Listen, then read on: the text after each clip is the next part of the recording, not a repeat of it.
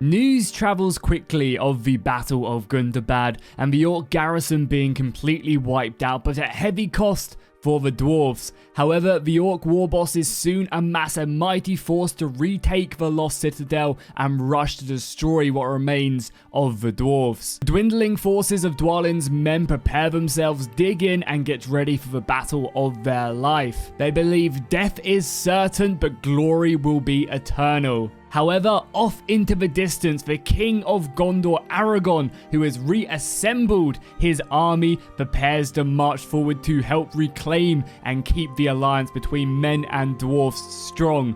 Both prepared to protect this realm for honor and glory and repel the remnants of evil back to whence they came. He rides with his battle-hardened campaigners to war.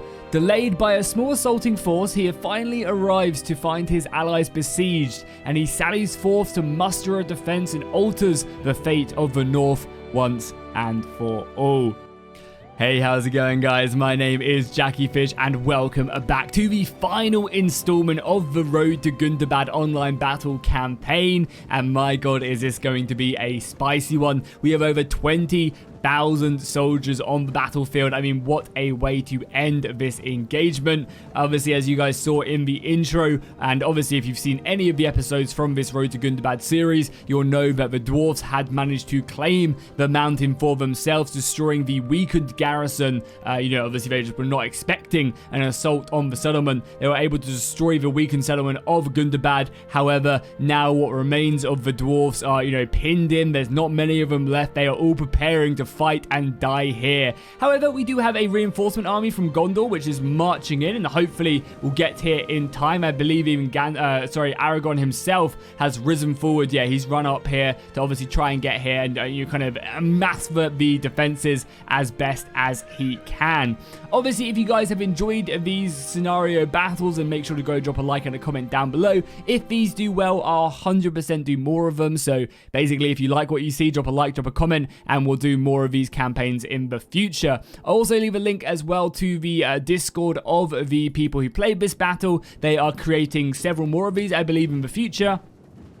So if you guys want to go ahead and be a part of these campaigns and just go and help them out in their engagements whenever they need them, obviously go ahead and join their Discord, say hi from the Jackie Fish channel, and let them know you're happy to help in any battles that they want to do in the future, because it'd be really dope to have some more scenario battles. And also obviously go ahead and comment down below any scenario battle ideas that you'd have that they might want to do in the future. I'm sure if there's any really cool ones, they would be happy to do it. But yeah, obviously this is episode 4 of the scenario battle, the final stand of the dwarfs, and yeah, it is a final stand. So there's 7,000 defenders, 7,300 defenders, including the Gondorian reinforcements that are currently marching their way to reinforce the settlement. And then we have over 13,000, almost 13,500 forces of Gundabad. I believe there's a few Mordor units in here. There's obviously troll units from the troll submod, and we have Dunland as well, who are supposed to represent, I believe, one of the northern tribes. They begin with an R and a H. I can't remember exactly what they're called, but that's basically what Dunland are supposed to represent. So, I mean, the defenders are definitely up against it. Luckily, this is a pretty defensible map. There's only 3 ways into the inner layer. I wouldn't be surprised, though, if we did see some artillery making several more breaches as they get closer and closer. So this should be really exciting. I can't wait to see if the dwarfs can hold off, because it has been a bloody journey. We obviously also do have the Men of Dale as well, situated right here. So, yeah, that's a perfect timing right there. You already know this is going to be a good battle. Okay, well, let's go ahead and jump ahead until the assault is ready. Aragorn is now moving into position, as you can see, sending some cavalry forward, some Gondorian horses forward. Aragorn himself has made his way inside the settlement, and he's now talking to the Dwarven general, obviously commanding the defenses, seeing what the sit rep is, and preparing to push his way forward, and I guess, yeah, set up the defenses. The Gondorian forces as well are pretty exhausted, so by the time they get over here, they're going to definitely need some respite. But yeah, let's jump ahead until these forces are ready to assault, and I'll bring it back to you guys then. Okay, so the assault is now beginning. However, before we do get stuck into that, they did put a very cool Dwarven speech on the replay, so I thought I'd have to go ahead and read this one out. So let's go ahead. This is the Dwarven general rallying his his men. I like to think Aragon himself walks in as the Dwarven general is giving this speech.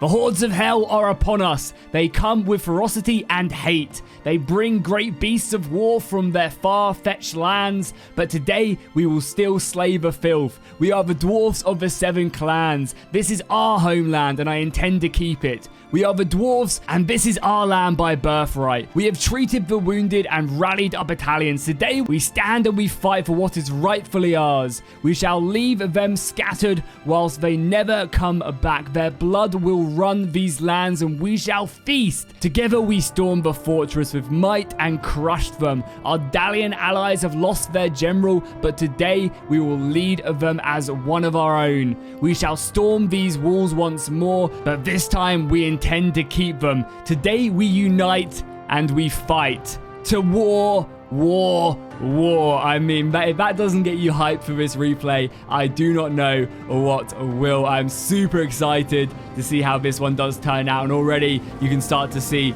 the sheer amount of orcs throwing their way forward. Over 20,000 soldiers on this battlefield is going to be absolutely crazy. So what I expect to have happen, obviously in the beginning of these battles, is these walls are pretty much lost. The dwarfs are planning on not holding them, which I think is a smart move. If they go ahead and try and defend the walls, they would take a lot of casualties. However, they do have some pretty good soldiers set up. They have a unit of crossbows right here, which will basically be able just to hammer the attackers as they mount the walls. This is a really good thing to do. They have crossbows over on this left-hand side as well.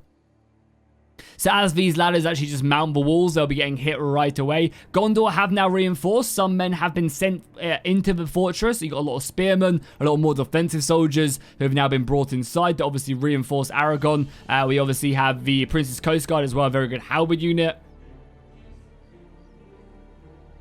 And they're obviously going to be making their way to the gatehouse. And then we also have more reinforcements as well sent out to defend this. However, obviously, as you can see, the Gondorian men are exhausted after rushing into this settlement. So it's going to be a problem. We are also seeing an army being sent to the far right-hand side as well. It seems like one of the Dunlanding forces are moving left, which is a really smart idea. And they're also taking these siege towers with them as well, which is good because it means they can then use them to assault this inner position. So really important that they do that. And here we go. The battering ram is now smashing down the defenses. That gate is being broken down.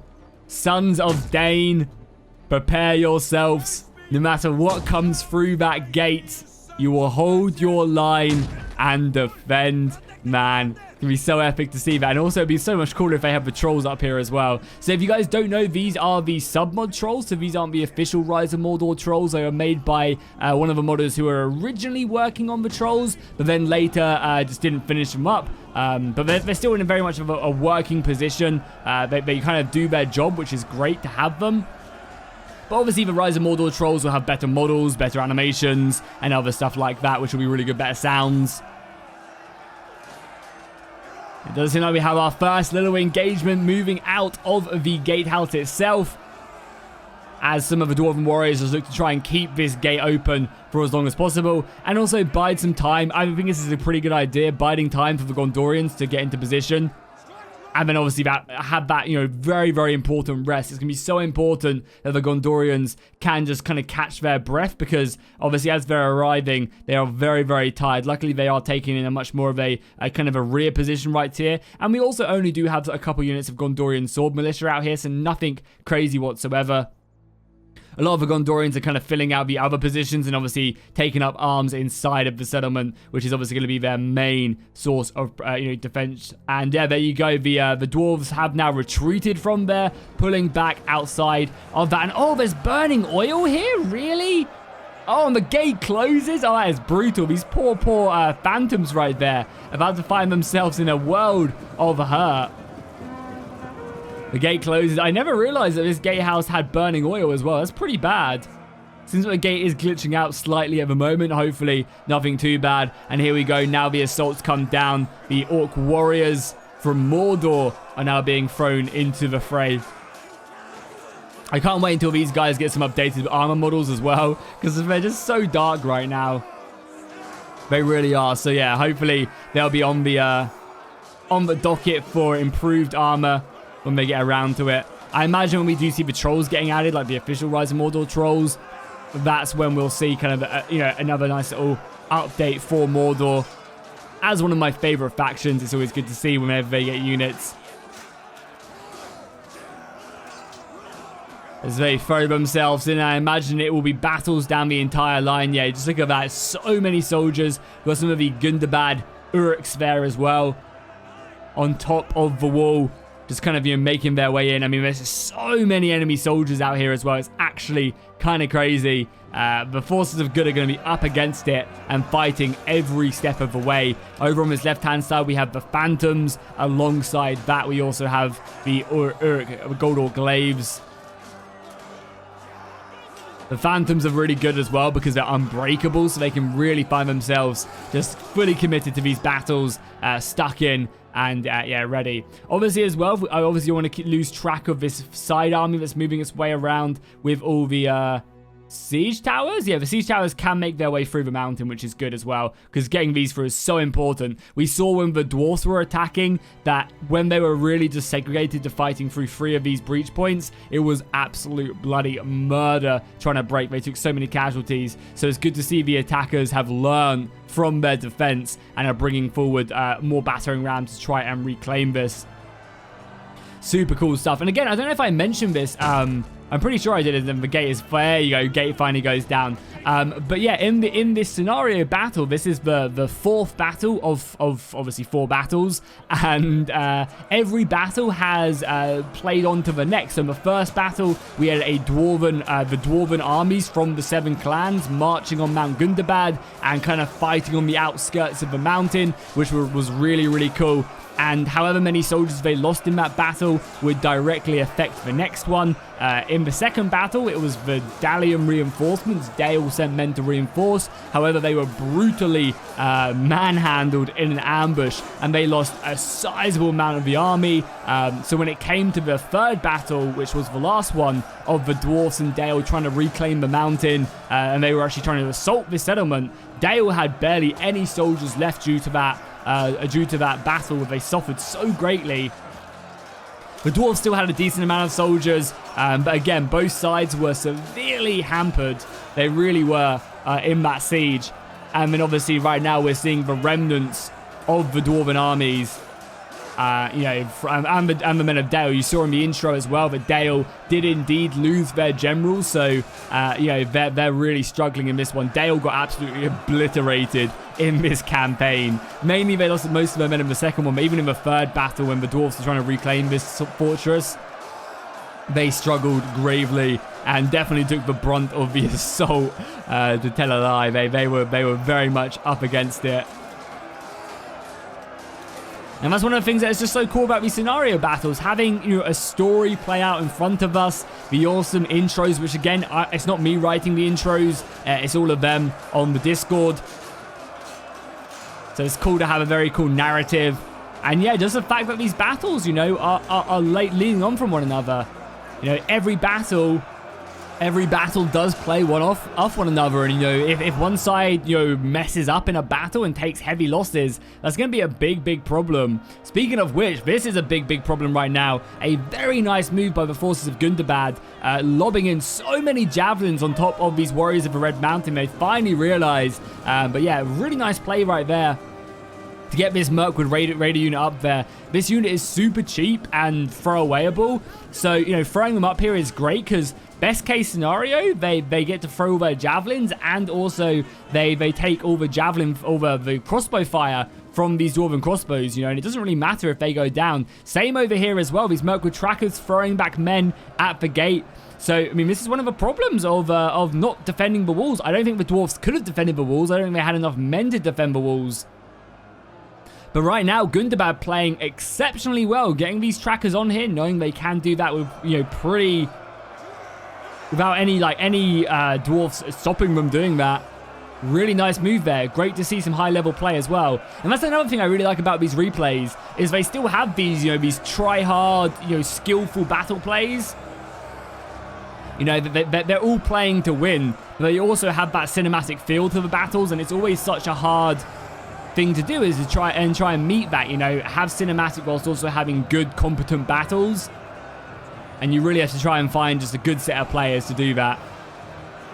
And these battles have definitely proven that right now. So yeah, as we can take a look at the overall battlefield, I mean, I would say quite handedly, the Gundabad forces have done a great job at breaking through the initial defenses. They've managed to whittle down the Dwarven defenders. I mean, they've only actually killed like 150 men so far, but I would say they're making good progress already into the settlement. As you can see, this is a very long replay. I generally looked for like 45-minute long replays. This one is a special one though, of course, being, yeah, I think it was about 80 minutes to begin with. But we'll obviously cut out all the bits where troops are moving, and you know, if battles do get a little bit stagnant, I'll skip ahead, so no need to worry about that.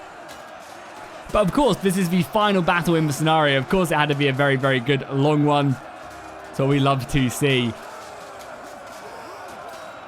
And especially in these long replays, obviously they do take a lot longer to record. I appreciate everybody who drops a like and a comment down below. Helps out a ton. And goes a very, very long way. Oh, wow. The right-hand side, there is a big gap appearing, and the men of Gondor, the militia, are going to be no match whatsoever. This is huge. Able to get your soldiers around this right-hand side and start to envelop is pretty big. We do have some iron crossbows, though, have come up here and are kind of firing into the side of these orc warriors. Luckily, these orc warriors aren't anything special. They are some pretty crappy light infantry. However, you know, all it takes is a unit of Gondor glaives to come around here, and then they are really up against it. And again, these Gondorian militia are not very good at all. They are militia at the end of the day. So if Gundabad can get some Gondor blades down here, that'll be absolutely huge. That really, really will be. Yeah, you can even see some of the Gondor blades that are already, you know, kind of committed to this fight. They're going to be breaking down these sword militia very, very easily. Kind of almost a perfect unit for them to take down. And that gatehouse is being overrun as well, which is very important. They need to turn off the burning oil. So, yeah, kind of neutralizing this gatehouse is a big deal for sure. They send forward some of their smaller units, which again is a smart idea, because it means these phantoms aren't going to be getting hit by the burning oil, because there's so few of them. They're like a very high quality unit to lob forwards. And they're also unbreakable as well, which is a great unit to kind of take objectives with, because they can just keep on fighting to the last man. Yeah, and I think right now it's looking pretty dicey for the defenders. The gates are down as well now.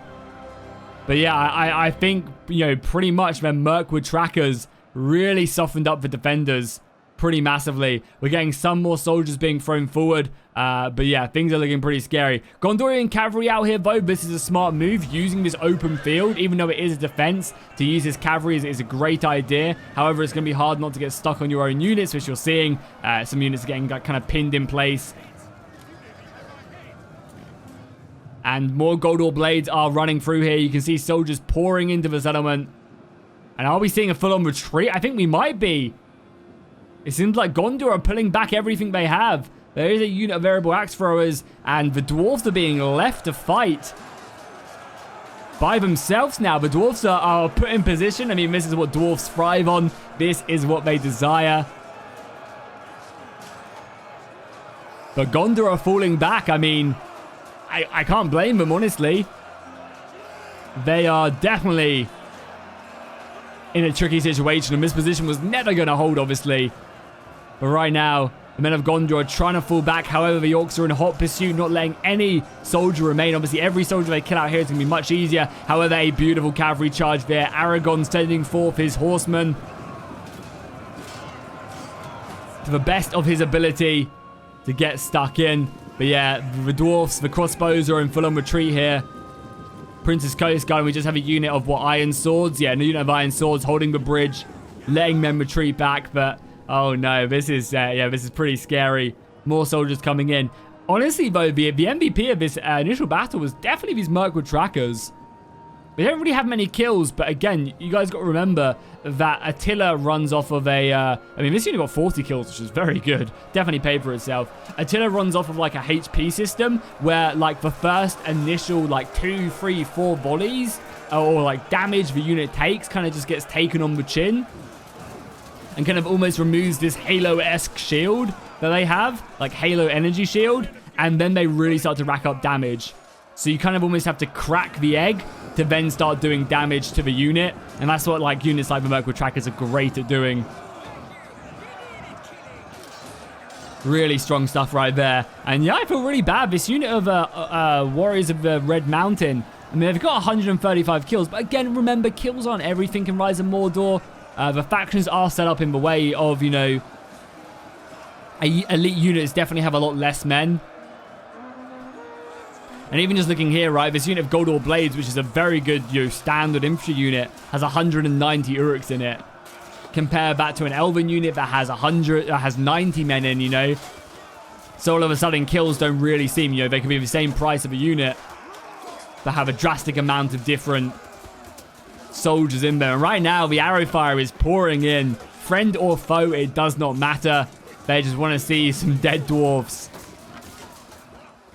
And I think they are going to see that. They really need to try and get some infantry scattered forward right now. Try and get some more soldiers inside. Just try and hit these as best as they can. Archers have now scattered the walls. And look at all that arrow fire coming in. Hammering this cavalry. And again, this is obviously one of the big problems of giving up the walls, is that you give up missile superiority. And a lot of arrows are flying in, but also not the end of the world. You know, they always, like, this force out here was always planned on being that kind of, that fallen hope, that rear guard, just to tire up the enemy, give them some troubles, make sure they don't just take these walls for free. And I think they've done that. I think they've achieved that. They've managed to kill, you know, over 1,000, no, yeah, literally just now, well, almost just now, 1,000 defenders right off the bat. Considering they only have 7,000 to begin with, that isn't too bad. And then they've been able to obviously conquer this. We've now got a beautiful charge here into the rear of the Dwarves, and that's going to see them probably routing very soon. This is a very deadly unit of Gundabad Glaives, charging right into the back of the Dwarves. You can see heads going flying now, arms being decapitated.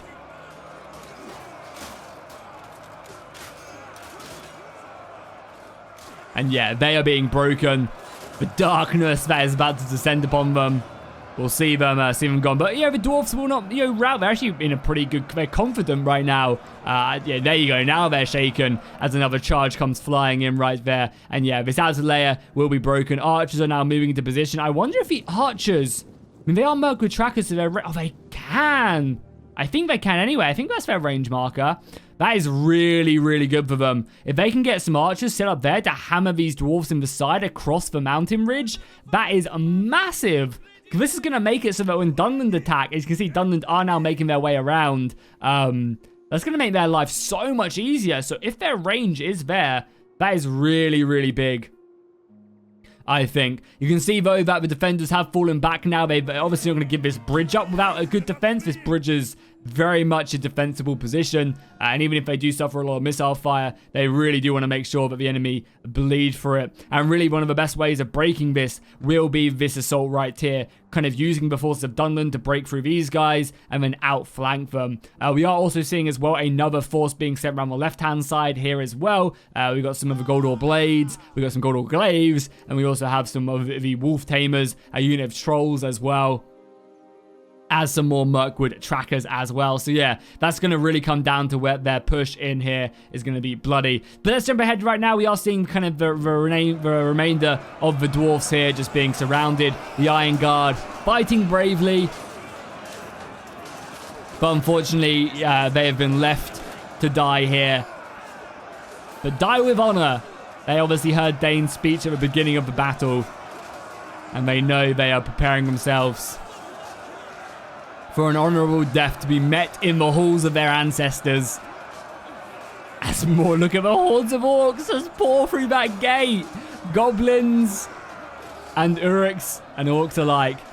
There you go. Arrow fire is also coming in right now. Okay, so I've now skipped ahead a little bit more into the battle just because the majority of that was just simply soldiers being lobbed inside of the settlement. There's over 10,000 Uruks making their way inside, so it's going to take a little while. The archers are still just filtering but for the most part, the majority of the Uruks are now in. We have had some pretty severe skirmishes, I would say, on the front line, but Gondor and Dale are doing a pretty good job at fighting and holding off these assaults. A lot of the units which were initially tasked with taking the outer walls have now been sent in and subsequently routed from that position. But they have also, you know, received a lot of ammunition from the attackers. As you can see, these archers have expended a decent amount of their ammo already. So that's going to be working out in a pretty good favor for the attackers, having not to, you know, worry about as much ammunition. Right now, they are really just fierce, fighting the Gondorians. And I mean, there's always something about a Gondorian soldier that just gets me all warm and tingly down there. I mean, you just can't say it. I mean, just look at them. To this day, still being one of the best units in the mod. Considering this was one of the first units in the mod. It's always so impressive. As the Gondorians continue to fight bravely, however, the flanks are starting to come under a bit of pressure now that Dunland have brought up their siege towers, preparing themselves to move in. They did run over a few traps and lost a handful of horsemen.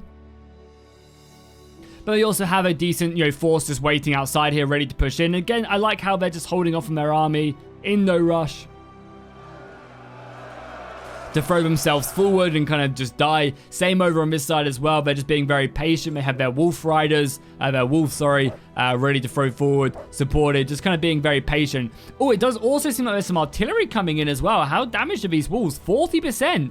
This would be a brilliant place to destroy, honestly. Really, really good, because this would basically negate both of these defenses here and here, because they could just pour in through this gap and just do a lot of damage. I wonder if they're trying to destroy any other parts of the wall. Yeah, they're also trying to destroy this edge as well. Really smart move here by the attackers. Honestly, I'm impressed with them taking the initiative and trying to do this. They're also able to kill a handful of dudes up here as well. 51%. This part is also pretty damaged as well as the overshots are coming in. The only little scary thing is, do they have enough ammunition? And it does seem like they are pretty healthy on ammo. So I would assume they are looking pretty good on the ammo. We obviously have the Gold War champions back there as well. Do we have like any other special generals in this army? I don't think so. I think it is literally just Aragon who is leading the defense along with the dwarves. Is Aragon up here as well? No, we have the Dwarven General up here. The Erenmithrin veterans right there. Where is Aragon situated right now? Because it'd be cool to see him getting himself stuck in. Having a little bit of trouble identifying him. Another Dwarven General right there as well. We obviously have the Men of Dale. Yeah, where the hell is Aragon? Is he out here on the left? He's not. Yeah, I have no idea where he is.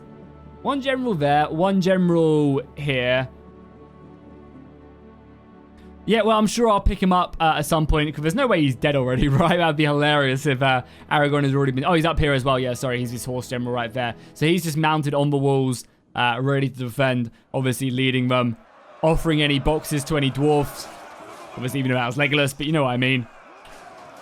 Ready to command the defense. Look at that as well from the distance, just seeing the siege towers looming over.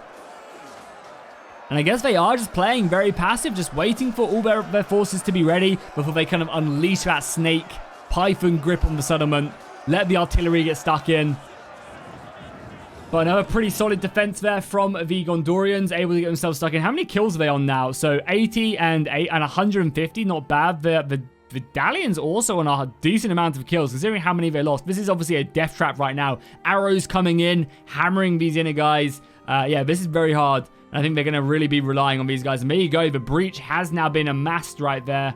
And we got the same on the other side as well. And still plenty of ammunition left. So, yeah, I think the artillery is simply going to try and make just a big gaping breach. And look at that. Oh, that's so huge. It's forced the defenders back here, which is actually pretty crazy. There's now no defenders set up here whatsoever. That's going to allow these guys to come flying through. Obviously, they're going to form a pretty big death block here, but what, you know, obviously all the siege towers have to do is just come in here and really stretch that defense.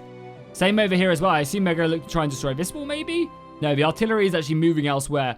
Not the end of the world, but yeah, making these breaches is huge because it's going to make this inner layer really vulnerable right now. Obviously, there is still a unit of, you know, Dwarven halberds set up there. They've got crossbows covering the causeway. But even still, that's going to be deadly. It really is.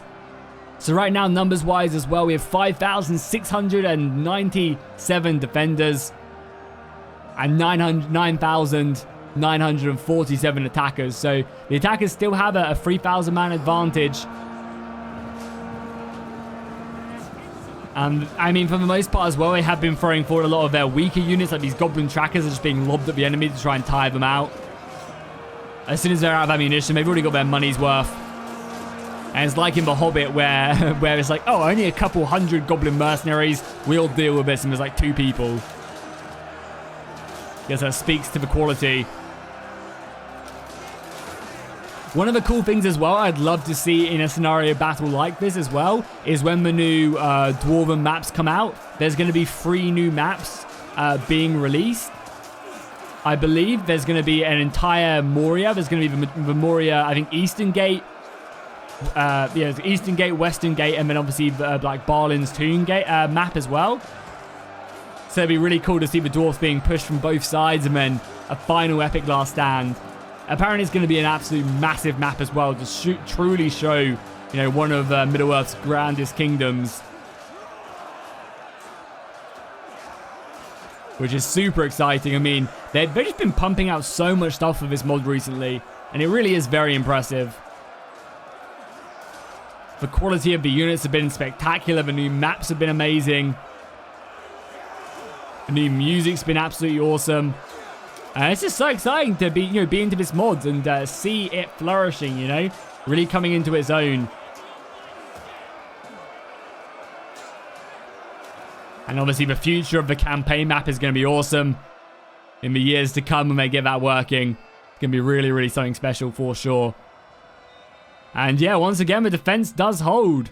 It really, really does. And they're going to be stuck here unless they can break through on these flanks. They're going to be stuck here for some time, but it does seem like they are planning on really just kind of, trying to hold this line. The artillery is still bombarding, and nice move here, moving the artillery so it can actually get some good like rear shots on here instead of kind of firing long ways. Not a bad idea. Oh, and there we go, being pushed up right now with a unit of Gondorian archers volleying in. However, the wolves of Dunland have been released, even though they're not Dunland, but like Rutai or one of the tribes up there. And here we go, the wolves clashing into these poor Gondorian soldiers. And they can run as the wall crumbles some more. And yeah, they should be able to rack up some good kills on the Gondorian bowmen as they do pull out. The wolf riders being recalled? Can they even be recalled? I'm not even sure how that works. Seems like they have been though, which is really nice. I did not realize that was even possible. They can be recalled like that. That is huge, actually. Being able to bring them back. I did not know that was possible in Total War Attila, so I guess you learn something new every day. Also, all the rogue artillery rounds are actually coming in and falling quite nicely on these other units right now. And the assault, I guess, is being preemptive right now. The problem is they need to be very careful because on this left-hand side, they don't exactly have a ton of soldiers. These soldiers are pretty finite, so they do need to be kind of careful. They are throwing forward a unit of Goldor Blades up here to obviously kind of just prepare themselves for this and I guess block this off if they want to send them out any more archers. They need to be careful. But also we could just see a unit of archers mount this wall and then start firing down on top of these guys. Oh, a beautiful hit right there as the rock just tumbles down. And yeah, them rogue shells are definitely finding some marks and getting some decent kills, so you definitely can't complain. Something you can complain about, though, is the sheer massacre at this bridge right now. The Gondorians have just been racking up 200 kills on both of these Gondorian swords is kind of crazy. And seeing them units really struggle is, yeah, painful indeed. But they have the numbers to do it. I mean, look at how many soldiers are still left remaining. And this is a lot of shock infantry as well. It's not like this is just sword and shield infantry, basic tier. These are elite shock infantry ready to be sent in. We've got 5 units, 6 units here, 7 units here. And another like 6 or 7 over on that side. You've got patrols left remaining. So, seriously, a lot of men. Some of the Dwarven Travelers, though, the archers here, supported by the Gondorian archers, just volleying in. Obviously focusing down the trolls, and that's going to preempt the trolls to pull back there. Obviously don't want to find themselves in a situation where you're losing these units early on. And yeah, I think the assault is going to have to be sent in soon now that the extra parts of the walls have been destroyed. Another part being taken down right here. Again, I always like the idea of just creating more breaches rather than extending a breach like this, but it's good to be able to get a lot of men over here. It means the defenders have a much harder time just defending this. But yeah, maybe creating another breach like over here or in here would have also been a really good idea, just to really stretch the defenders out as thin as possible. Okay, so it seems like the main assault on the right-hand side has now begun. They have thrown forward basically everything they have. So the Gondorians are now backed up against a wall. Nowhere left to retreat.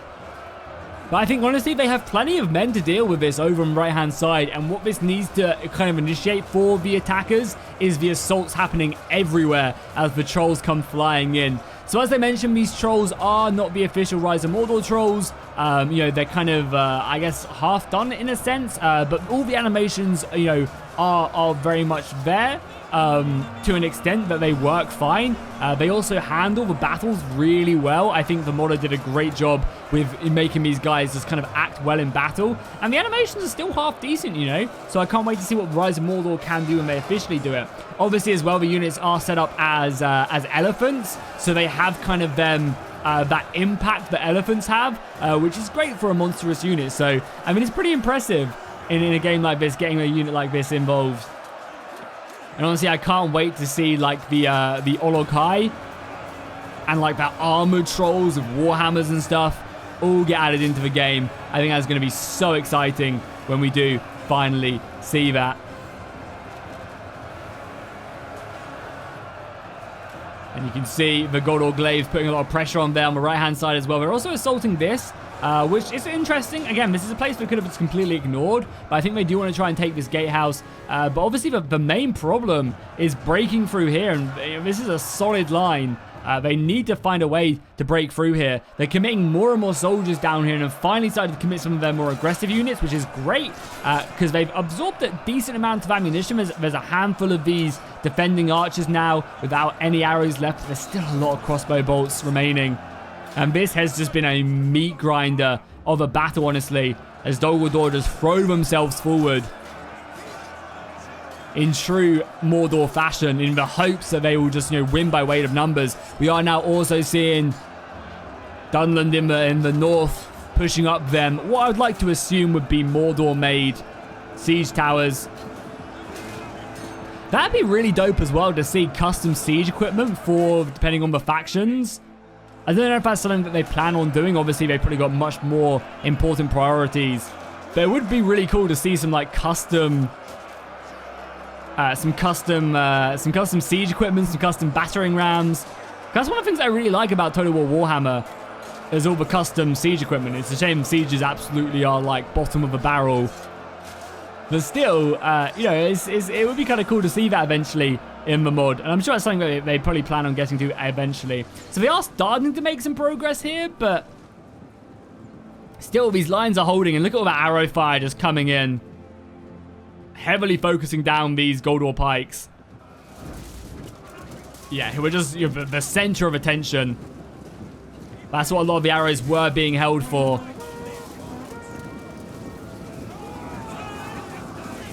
And they're just trying their best to get up here into position.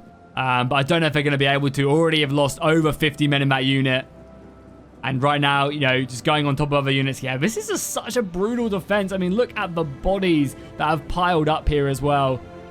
They've tried their best, but the arrow fire on top of everything else is going to see this flank. And once again, this bridge is just holding.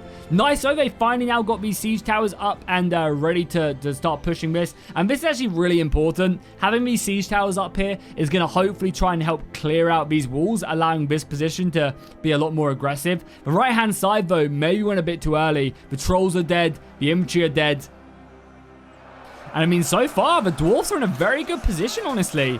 I gotta give it to them. They are holding this settlement very, very well. You know, realistically, if Gondor didn't turn up, I think this would be a very different battle. But luckily, Aragon realizing, you know, how important it is. And didn't Aragon actually do this after the War of the Ring? Like, he went on some pretty big genocidal cleanses of all kind. from what I remember, from what I've, the videos I've watched, after the Third Age and after the War of the Ring, Aragorn like went off and just like went around massacring hordes of orcs, like literally committing genocide. Let me know more about that in the comments. I'd be interested to read what actually happened, because I've watched a ton of videos, but again, you know, what videos I watch at 4 in the morning don't generally stick in my head.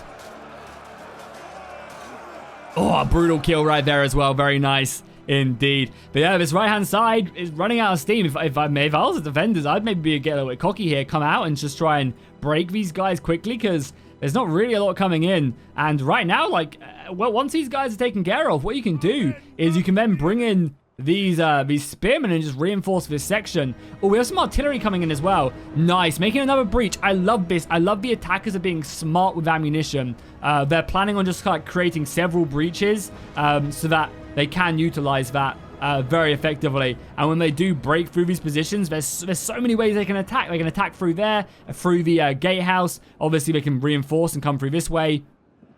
They can come around this way, and obviously all the other siege towers as well is very smart. Nice little push right there. It does seem like Gondor brought some cavalry, but Dunland were able to deal with the Gondorians without too much hassle. And yeah, I love to see it. I love when I say a tactic, and I think, you know, obviously because I can say tactics from a bird's eye view and in hindsight.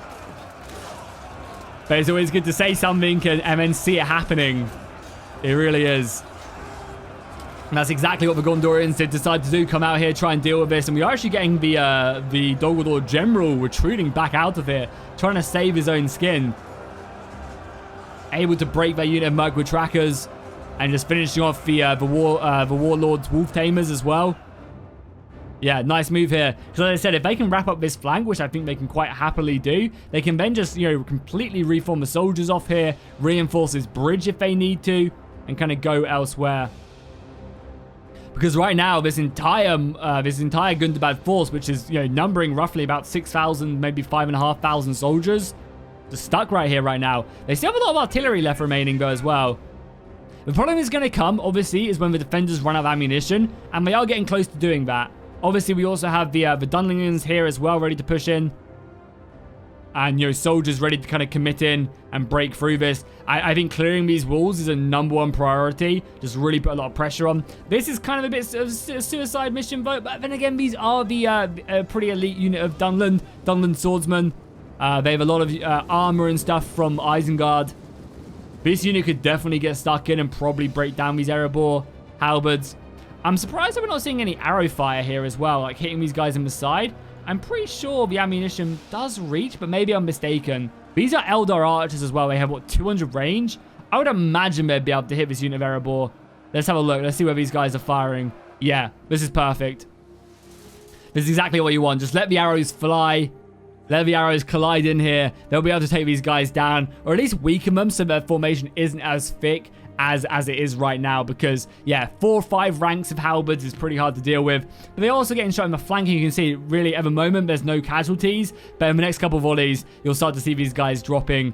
You know, it'll start to rack up, and as soon as they lose that kind of HP shield, you'll see these guys going down very, very aggressively. And yeah, exactly what I said was going to happen has happened on this side. You can see the units over on this side. These spearmen, the Iron Guard, have been able to pull back. These guys are actually pushing out to try and chase down the Dunland General, who is running for his life right now. Get out of there, man.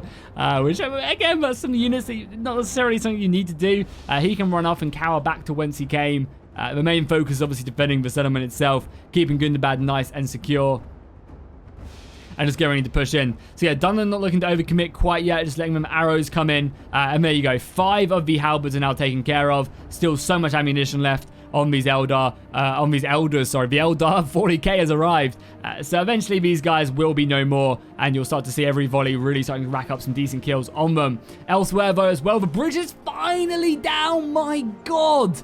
The Gondorians held firm there. I actually cannot believe how well the men of Dale and Gondor held here. I mean, I can believe it. You know, that unit as Dalian Spearmen with 300 kills is disgusting. Hundreds of kills on 200 kills on these crossbows. Yeah, I mean, this is a death trap. But you know, what do you expect? Obviously, you know, this battle is designed. This is a fortress after all. It's designed to be defended.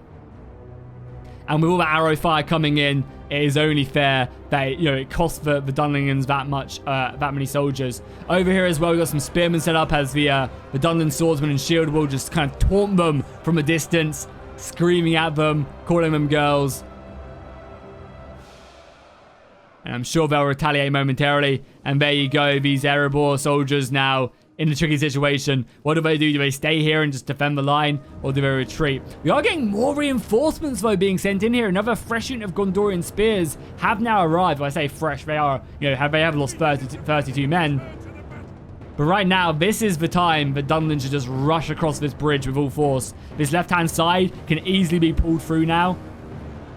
There are simply not enough Dalian soldiers here to really withstand that. The Gondor pikes have now been pushed into position. They're a great unit of taking these guys out. And then, obviously, it's in a pretty tricky situation. However, we are now seeing the Erebor halberds falling back, and they've kind of just created like this beachhead right here. But I think what we're going to see is we're going to see Dunland rushing through this gap. That's exactly what they should do. They should rush through this gap and just hit these guys in the side. Instead, though, they are going to engage the Iron Guard, which, again, it's not a bad engagement, honestly. Like, this is a pretty decent fight for them. Swordsmen against spearmen. The cavalry, though, however, are going to be moving their way through here and just opening up that gatehouse. We saw when the dwarves initially attacked this settlement in the previous battle, this basically won them the gate, and they just need to be pulling through there. Yeah, dealing with these spearmen, opening up, and yeah, now we're going to start to see the real fight. My God, this has been a juicy, long battle. It really has. I always like these battles where things are just moving 24/7. Because it allows me the ability to really get stuck in. However, we are seeing some men over here rushing back. I mean, yeah, I think they just need to rush men forward now at this point. They also have so much ammunition left that can just be used to bombard. The cavalry's coming in now. The game does get a little bit framey when we go down here just because of the sheer amount of bodies. I mean, look at that. My God, there are so many. Absolute madness there. Truly, truly crazy. And if Dunlin still haven't used their siege towers. The siege towers are still just sitting there. Not looking to commit. I mean, this would be a bloody fight. Fighting the Dwarven barrack guard on top of the walls is never a good idea. We are now seeing more of the soldiers being thrown forward. Again, fighting spearmen. The spearmen are never going to win this fight unless reinforced. Speaking of which, though, the dwarves are throwing in some axe guard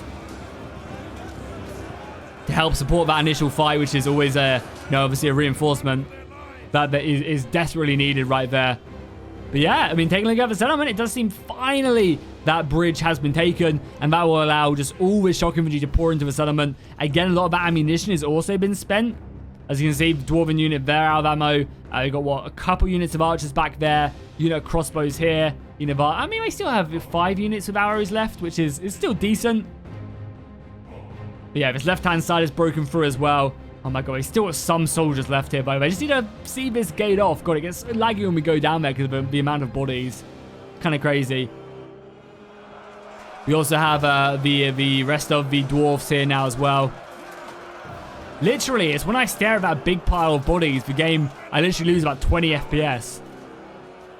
Which is kind of crazy. We'll avoid seeing that then, so it doesn't show up bad for you guys.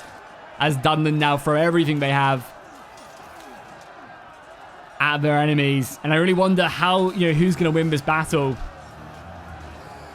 One of the things as well I would like to see from these scenario battles as well is like no get out of jail free card after a certain amount of scenario battles. Like, I'd like them to like plan out. Like, again, this is just my dreams. They can do their battles however they want.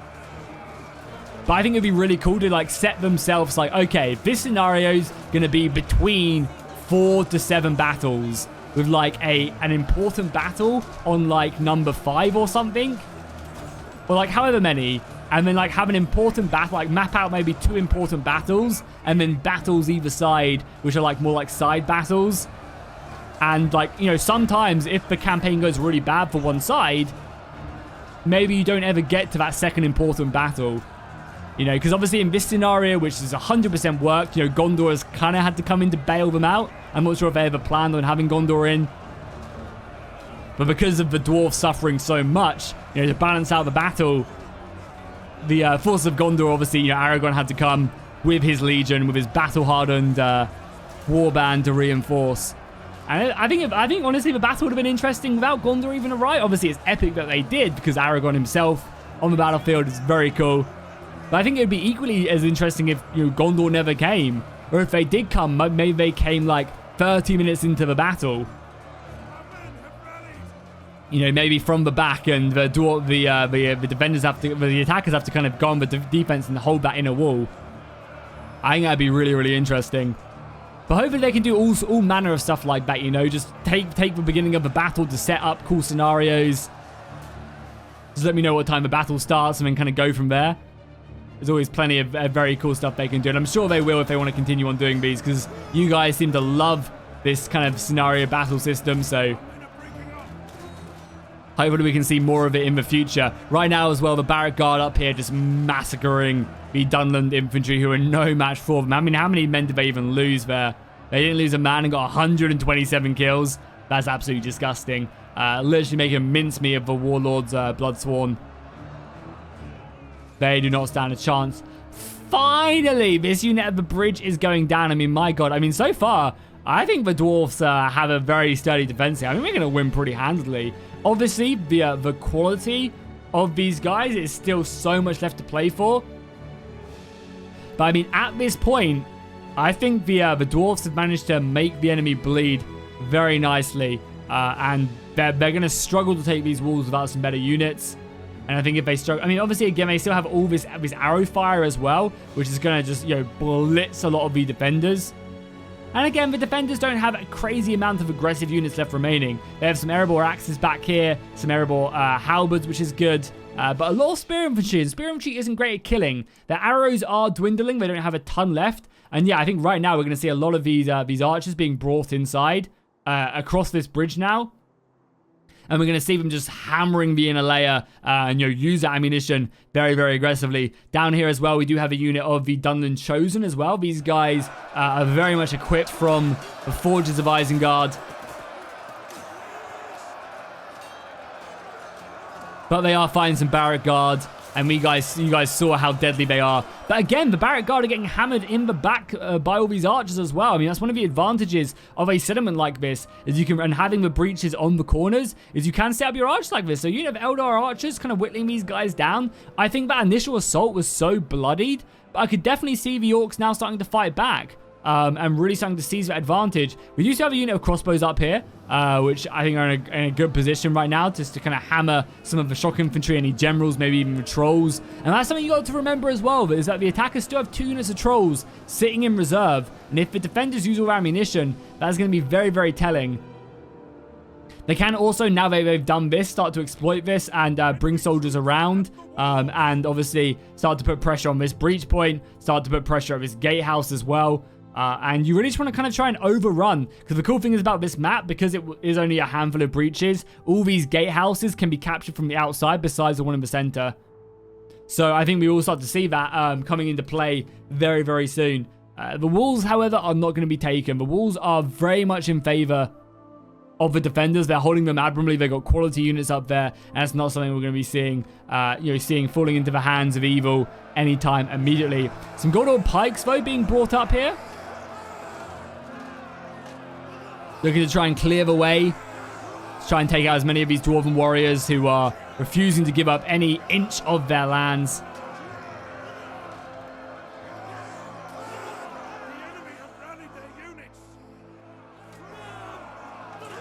And again, this unit is mainly here, I think, just to kind of, allow everybody else to get into position, prepare themselves. And this is not a bad unit to throw up here, because obviously the pikes have to go up and over. I mean, honestly, these guys have not lost a man yet. I mean, they've got 50 kills, so not bad whatsoever. A unit of Gondorian archers now volleying in on this huge clump of shock infantry right here. That's going to be good, able to take down a handful of them. Loads of archers being brought around here as well. Again, trying to take out the shock infantry. Not a bad idea whatsoever. And yeah, I mean, like, getting these type of matchups is huge. A unit of Gondor champions.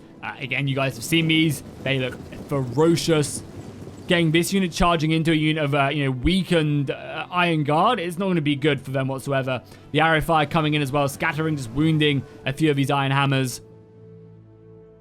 So, yeah, I think this is where the attack starts to push in favor, and the defenders get a lot put under a lot of pressure. You know, there's still a lot of time left in this battle. But yeah, I think this is where the attackers really start to seize that advantage. They still outnumber just under 2 to 1. 6,000 men up against 3,700. So the defenders have definitely cut that advantage down. But is it going to be enough? I don't know. I don't know. I think they're going to be under so much pressure now, so much archer fire. But I definitely think this is the defenders' battle to lose as well, as another volley comes in. There's a lot of arrows. And they are starting to lose men. Luckily, they can probably dodge a lot of this volley. There are some dwarves who weren't as lucky. Yeah, they're going to pull out of there, just bring back their shock infantry. And again, this is really good because, you know, even if they're not like getting kills on this unit of shock infantry, it's having to pull back so it can't get stuck into these fights. We also have a unit like Gondor Bowmen as well, just volleying over. Unleash, boys. Sending that arrow volley off into the pile of dead. I can't believe how bad. I've literally got 7 FPS when I look at this. That is so brutal. But as soon as I turn, we go up to like 30. Insane.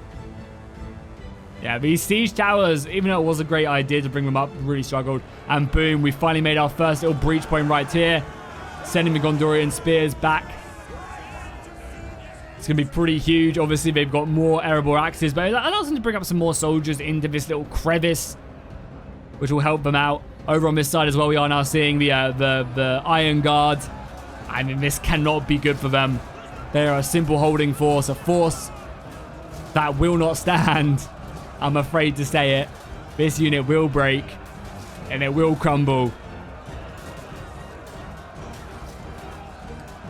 But how quickly will it crumble? That is the question. I mean, obviously as well, there are reinforcements on the way.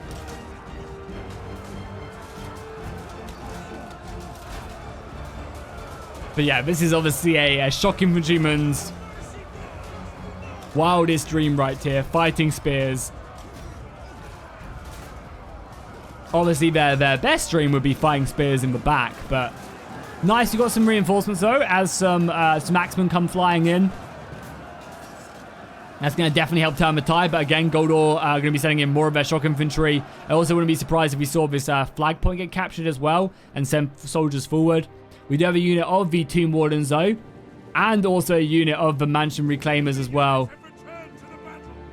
Yeah, these are some seriously strong infantry. Probably the best infantry that the Dwarves have to offer. So yeah, you really want to try and focus a lot of your ammunition on these guys. As well as that as well, you also have some archers over here being chased up. This is funny. You know, Gondorian spears being sent kind of on a wild goose chase. Not bad, honestly. Oh, and some iron crossbows being brought around the flank. I don't know if these guys are going to be able to do anything, you know, of great value. At least slow down the enemy, maybe. But still not a bad thing to see whatsoever.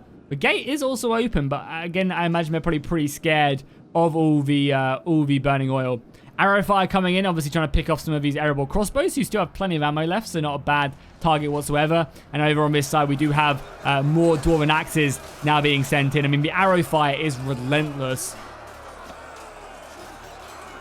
Able to find the weak points in the Dwarven army and in their armor. But still, these dwarves will just simply fight in the shade.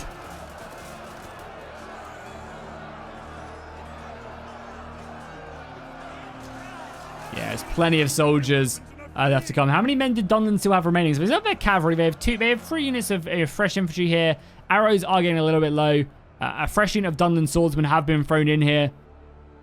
I mean, the arrows, archers are starting to go a little bit low, but again, these are elder archers who can hold their own in melee combat.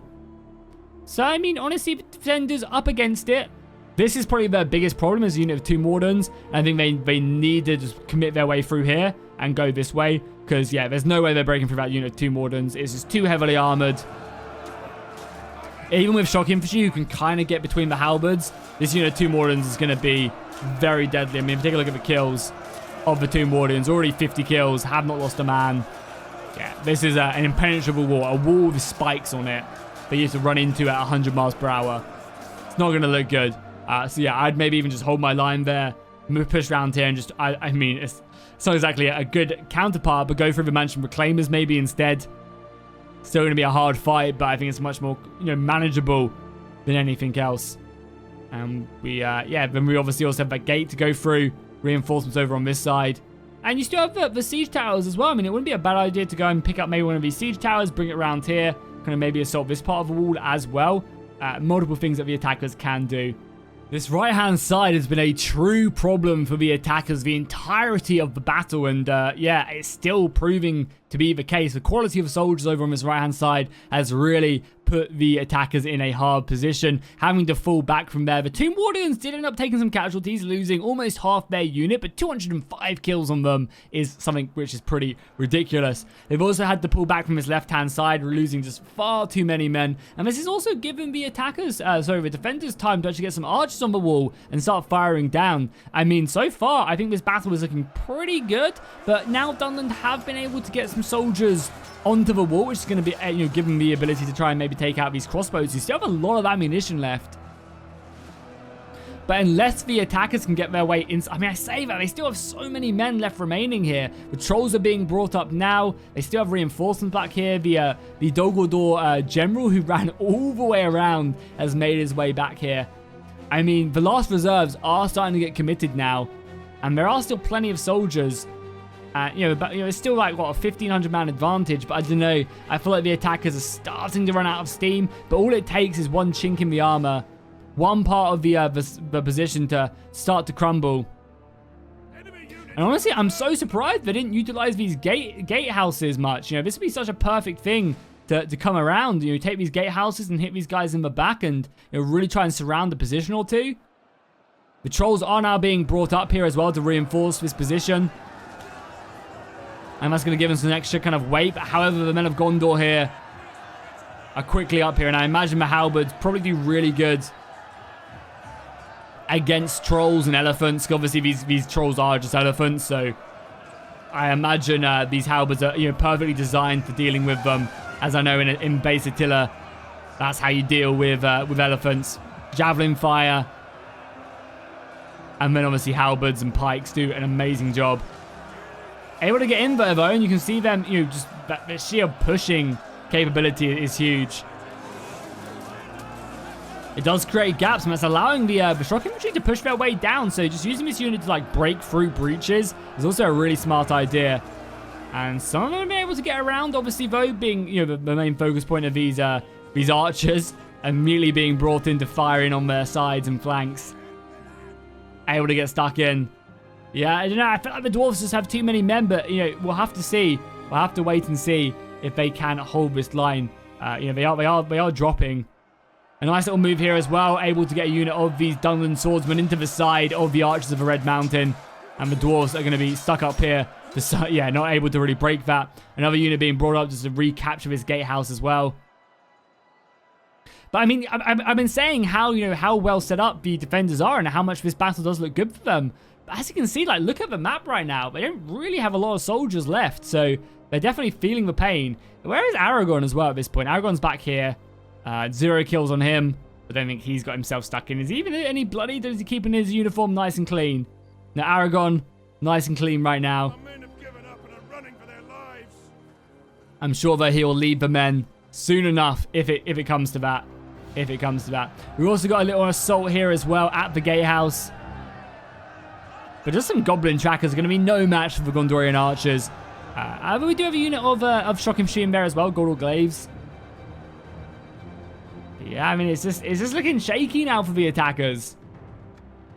I honestly think at this point in the battle, the dwarfs have this one in the bag. We've seen crazier things, you know, but they still have the advantage in manpower. And all it takes is like one breach, and the defenders just not being able to commit enough men there. I think we're getting a big push over on this side. And this side is completely open right now. What the hell are the defenders doing? I guess they just don't have the manpower to hold this. Deciding to fall back, I mean, if I was them, I'd commit the last of my reserves now into this position. I'm so surprised to why they gave this position up. There's no archers left over here. Maybe they felt like they needed to kind of let them in. This is pretty brutal. I'd commit everything I have now. This is a lot of space right here. There's no missiles left to kill the trolls, even though one of the Ologhai have gone down. And yeah, this is your position right now. You can get so many men here. You can use your position to get round here and outflank. Everywhere else is fine. And over on this side as well, they're finally going to use the gatehouse, I think. Yes, get that cavalry through. Okay, this battle is not over. Don't you worry. I'm surprised they fell back here, but maybe they felt like they couldn't hold it the next assault. Yeah, now is the time. They need to commit everything they have left remaining into this battle. All the reserves need to get thrown in. This is their time to push, and they really have to seize the opportunity. Lob forward all your cavalry here. There's no cavalry left for the defenders. Lob through everything. Rear charge. You have to stop them. As soon as that unit moves, you need to start pushing soldiers through here. This is the time to go. And they need to pull this cavalry through before these spears can stop. The Erebor spear guard coming in. Just go. What are you guys doing? Get that cavalry through. Oh, no. That's so bad. This is their chance. And yeah, now this unit of halberds is going to block that off. Ah, man. They could have got through there. Like, I don't understand why they didn't. There's nothing, like, going to block them here. That was a big mistake right there. They should have just gone for it.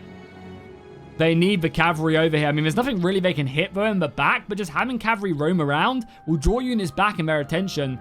Now there's a unit of halberds here. They're going to have to wait. They're going to have to wait until his Thunder Swordman unit is going to break as well. Yeah, that was their chance right there. Get that cavalry through and just try and do as much mayhem as possible. Patrols are up here now. Patrols will be able to do some crazy damage, I think. Right now, we got some of the Gondor Blades and Gondor Glaives engaged. But yeah, that could have been it right there. Again, just even getting the cavalry like running across to this side of the battlefield and just like rear charging some stuff here could have been absolutely huge. As the trolls throw their way forward. Just kind of trying to just seize the mayhem. Because a lot of the time, just causing like units to reform and stuff, putting your enemy's micro to the test, it's always very deadly. So far, things are seeming pretty good. Another arrow volley coming in there as well. Yeah, the last reserves are really being committed right now. The last couple of arrow volleys are being committed. Pretty big fight up here as the Dwarven Axes hold off against the Gondor Glaives. Who should be doing pretty decent up here, but they're definitely struggling. Obviously, you have the Barrack Guard up there as well. Yeah, I really think that was a big play right there, because now that the unit's lost on the walls. And again, just taking a look at the overall battlefield, you can see that the attackers are running firm. And getting that cavalry through, just like here, like able to maybe pin down Aragon, just getting some hits into just random units, like even if these guys die, it's like, at this point, it's not the end of the world. I think the cavalry is maneuvering around now. We're seeing them move this way, probably in here, which again isn't a bad idea. Maybe the gate was glitched and they tried to, but they just couldn't manage to just get their soldiers forward. Trolls doing a good job right now. Trolls on 35 kills, that unit on 60 kills now. However, they need to be very careful. The Tomb Wardens will eat these units for breakfast. The arrow volleys coming in as well. Got some Prince's Coast Guard as well. They're about to be sandwiched between halberds. The trolls are moving in there as that troll becomes a B-boy. And the unit's moving in. Onto some archers, not a bad move right now. And again, you need these trolls to honestly just run in and get stuck in the back of these guys. That's what they need to achieve. They need to achieve these rear breaks. Because yeah, look at this. This has been completely overrun now. Units are just moving back into position. And yeah, I think they missed the opportunity. Because imagine if you had these trolls roaming around right now. You had the cavalry roaming around. It just becomes a whole nother opportunity. Now the cavalry, you're able to get a really nice charge off there in the side. But yeah, the attackers with them reinforcements, I think, have that. The Gondorians turning up really helped turn the tide in this battle. I mean, it's not like the defenders don't have men left, and the attackers still outnumber them. But that banter power is, very much in favor of the dwarfs. And yeah, I think that's going to be all she wrote for this battle. Got just some dwarfs bravely fighting against these trolls. That was awesome. It's great to see the trolls actually working pretty well. If they just clean up the emotes, clean up the animations, obviously outfit them with cool armor and better weapons and stuff, they're gonna look amazing. And obviously imagine what Mumakil are gonna be like as well. Mumakil are gonna be crazy when they eventually add them in. As the Gondorians charge once more into the fray. Perfect stuff indeed. So with only a minute left in the battle, the attackers just don't have anything left now. I think they really lost just too many men on that bridge, and that kind of consequently meant they couldn't really reinforce the areas they needed to. And it seems like the Dwarves, with the support of many of their allies, such as Dale, who gave many a father to this battle, and obviously with the reinforcements of Aragorn himself, the York threat from Gundabad will be extinguished, and we will see the Dwarves reclaim their home, but many a loss. I mean, they have given everything to this battle, but honestly, this final engagement, it's been bloody. There's not really much of them left, but, you know, they were able to do it. They were able to claim victory. And that has just, that has just allowed them to reclaim it. And, I mean, what a battle that was. And this right here, I think, was the turning point right there. They lost so many men assaulting that bridge that when it came to it, they just did not have the fodder to then commit to these breaches to overrun and reinforce. They really needed a lot more soldiers here and a lot more soldiers here, but because they lost so many men right there, it was just too hard at that point, and the defenders were set up. I think something as well it would have been really cool for this battle is maybe having like a minor force here that Gondor maybe had to break through. Would have been quite cool as well to see, and that could maybe have given the attackers a little bit more advantage. But again, it was a Pyrrhic victory, so it's not like the attackers had a huge advantage even with that Gondorian force reinforcing. So absolutely amazing scenario. Big shout out to everybody who played in this battle. If you guys want to be a part of these battles, again, I'll leave a link in the pinned comment to their Discord, so definitely go check them out. And if you want to be a part of these engagements, then you definitely can. Obviously, drop a like and a comment down below. Let me know if you guys enjoyed this, and if you want me to do more of their scenario battles. If they do any more, hopefully they will. And yeah, just kill wise, you guys can take a quick look. You can pause it and just take a look at the kills. 300 kills on a lot of these units is pretty disgusting. Aragorn's just slaying 2 orcs and was like, yeah, I'm done. No need for me. And yeah, this Dwarven army doing very good indeed. Over on the other side as well, you guys can see the units. But yeah, hopefully you guys enjoyed this. If you did, drop a like and a comment down below, and I'll see you guys in the next one.